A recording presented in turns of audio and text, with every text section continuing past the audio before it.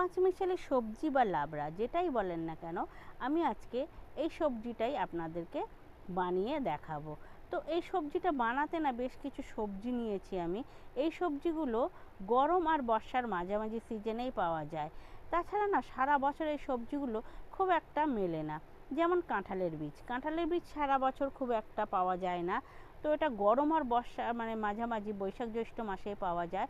তো বৈশাখ জ্যৈষ্ঠ আষাঢ় মাসের সবজিগুলো নিয়েই আমি এখানে আজকে লাবড়া বানাবো। এখানে সাদা আলু নিয়েছি, লাল আলু নিয়েছি, কাঁঠালের বীজ, নারকেল, মিষ্টি কুমড়ো, পটল আর নিয়েছি সুরেশ্বরী ডাঁটা। এই সবজিগুলো দিয়েই আমি বানাবো। প্রথমে কড়াইতে তেল দিয়ে দিচ্ছি 5 ফোড়ন। এর মধ্যে দিয়ে দিয়েছি 2টো শুকনো লঙ্কা আর দিচ্ছি 1 চামচ মতন আদা কোচানো, অর্থাৎ 1 ইঞ্চি আদাকে না সরু সরু করে ঝিরিঝিরি করে কুচিয়ে নিয়েছি, সেটা ফোড়ন দিয়েছি।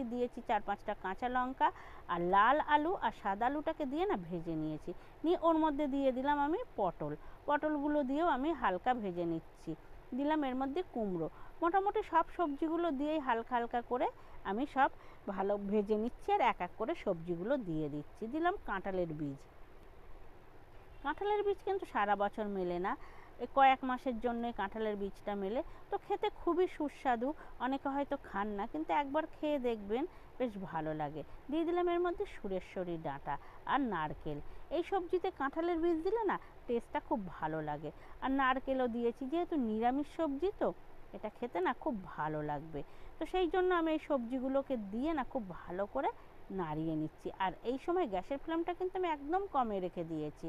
দিলাম এর মধ্যে পরিমাণ মতন লবণ, হলুদ আর মিষ্টিটা আমি একটু বেশিই দিলাম, যেহেতু এটা নিরামিষ তরকারি তো একটু মিষ্টি মিষ্টি খেতে ভালো লাগে। তবে আপনাদের যেমন মানে খেতে ভালো লাগবে আপনারা সেই পরিমাণে মিষ্টিটা দেবেন। আর নুন ঝালটা একটু দেখে নেবেন। তো নিয়ে না আমি এই সময় একটু ঢাকা দিয়ে আমি কষাবো। গ্যাসের ফ্লেমটা কমিয়ে রেখে দিয়েছি, যেহেতু এই সবজিগুলোর মধ্যে না প্রচুর জল আছে। তো জল বেরোনোর জন্য আমি এটাকে গ্যাস কমিয়ে ঢাকা দিয়ে করছি। আর লবণ দেওয়া তো এর ভিতর থেকে জল ছেড়ে দেবে। দিলাম 1 চামচ লঙ্কার গুঁড়ো, দেখতেও ভালো লাগবে, টেস্টও হবে, খেতেও ভালো লাগবে। তো সব সবজিগুলো দিয়ে না আমি ঢাকা দিয়ে মিনিট 5-7 এইভাবে আমি একবার কিছুক্ষণ পর খুলে নাড়িয়ে নেব। তাহলে এর ভিতর থেকে যে জলটা আছে না এটা বেরিয়ে সবজিটা অর্ধেক সিদ্ধ হয়ে যাবে। দেখুন মোটামুটি সবজি না আমার অর্ধেক সিদ্ধ হয়ে এসছে, জল ছেড়ে দিয়ে সব ছোট হয়ে এসছে। তো এই সময় আমি এর ভিতরে একটু জল দিয়ে দিব। আর জলটা কিন্তু আমি খুব বেশি দেব না, জলটা দেব অল্প, যেহেতু সবজিটা পুরো আমি মাখা রাখবো। এটা লাবড়া বানাবো, এটা জল থাকবে না, মাখা হয়ে যাবে একদম। ওই জন্যে আমি জলটা দেব এতটাই যে সবজিটা যেন ওই জলের পুরোপুরি সিদ্ধ হয়ে যায় সেই পরিমাণে। তো 15 মিনিট মতন আমি এটাকে মিডিয়াম ফ্লেমে রেখে এটাকে সিদ্ধ করে নিয়েছি। তো নিয়ে দেখুন এটা আমার সিদ্ধ হয়ে এসছে। তো এই সময় কি করব, আমি একটু জল আছে ঠিকই, এই সময় আমি এটাকে খুব ভালো করে নাড়িয়ে নেব।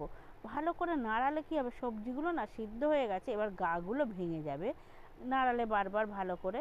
আর সবজিগুলো বেশ মাখাও হয়ে যাবে। ভালো করে নাড়িয়ে নিয়েছি। নিয়ে এর মধ্যে দিচ্ছি আমি 1 চামচ ভাজা মশলা। এটা আমি জিরে, ধনে, মৌরি আর এলাচ, শুকনো লঙ্কা ভেজে আমি গুঁড়ো করে রেখেছি। নিরামিষ এই লাবড়াতে না ভাজা মশলা দিলে এর টেস্ট না দ্বিগুণ বাড়িয়ে দেয়। তো এইভাবে আমার এই সবজিটা রান্না করে নিলাম। দেখুন কত সুন্দর কালার এসছে। সবজিটা কিন্তু আমার পুরোপুরি তৈরি হয়ে গেছে। এবার এটাকে পরিবেশন করার পালা। তো এটা না ভাত, রুটি, পরোটা সবার সঙ্গেই ভালো লাগে। আর খিচুড়ির সঙ্গে তো তুলনা হবে না এই সবজি। আমাদের বাড়িতে নিরামিষ দিনে আমরা এই সবজিটা না করে খেতে পারি। আর পুজোর সময় তো পুজোর খিচুড়ি ভোগের সঙ্গে এই সবজিটার তো তুলনায় হয় না। তো বন্ধুরা আমার রান্নাটা কেমন হয়েছে কমেন্টে অবশ্যই জানাবেন আর একটা লাইক দেবেন।